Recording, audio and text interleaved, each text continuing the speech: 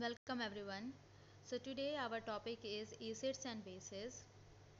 So acids are chemical substances which when dissolved in water furnishes H plus ions.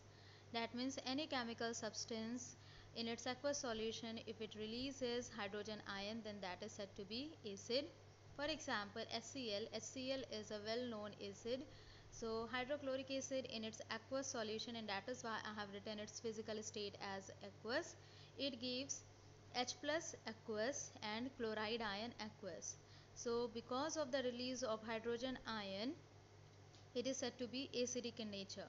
So any such chemical substances releasing hydrogen ion in its aqueous state, they are said to be having acidic nature, and all this acidic nature, that is because of this release of hydrogen ion.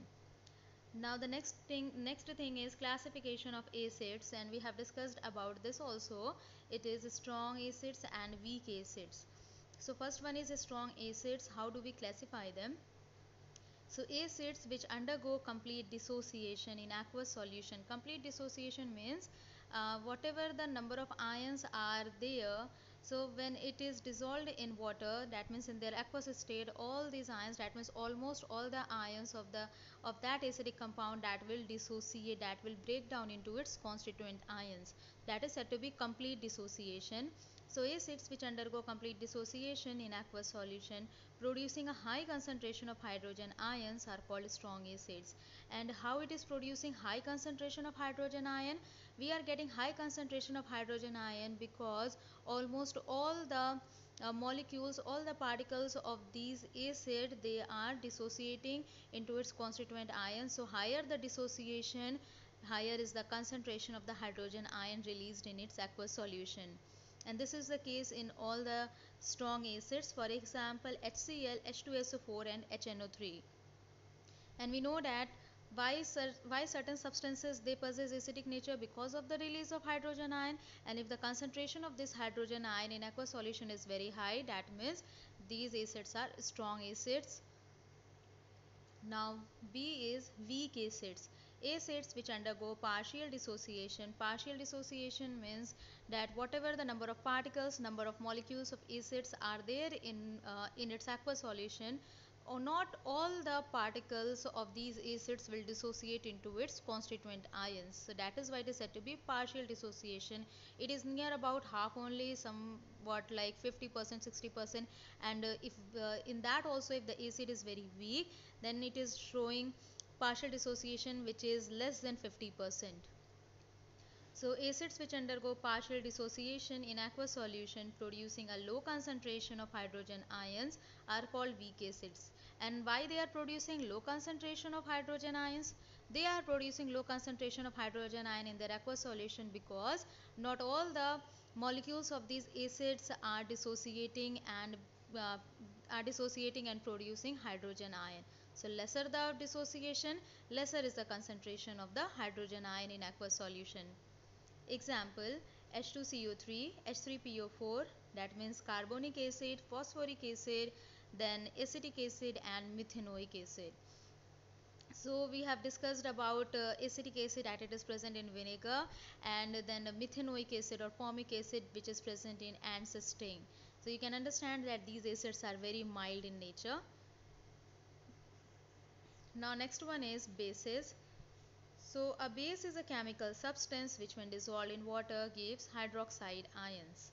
That means any chemical substance which furnishes hydroxide ion in aqueous solution, that is said to be base.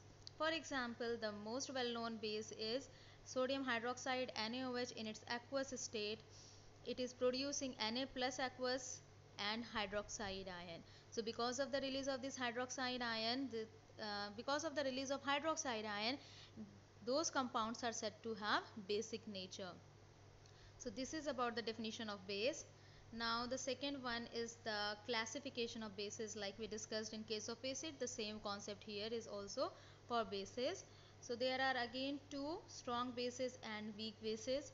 So in case of strong bases, bases which undergo almost complete dissociation, the meaning is same, in aqueous solution and produce a high concentration of hydroxyl ion are called strong bases. So if the if the dissociation of the compounds will be almost complete, then the concentration of hydroxyl ion will also be very high, and that is how these bases are said to be strong bases. For example, NaOH, KOH, that means sodium hydroxide and potassium hydroxide.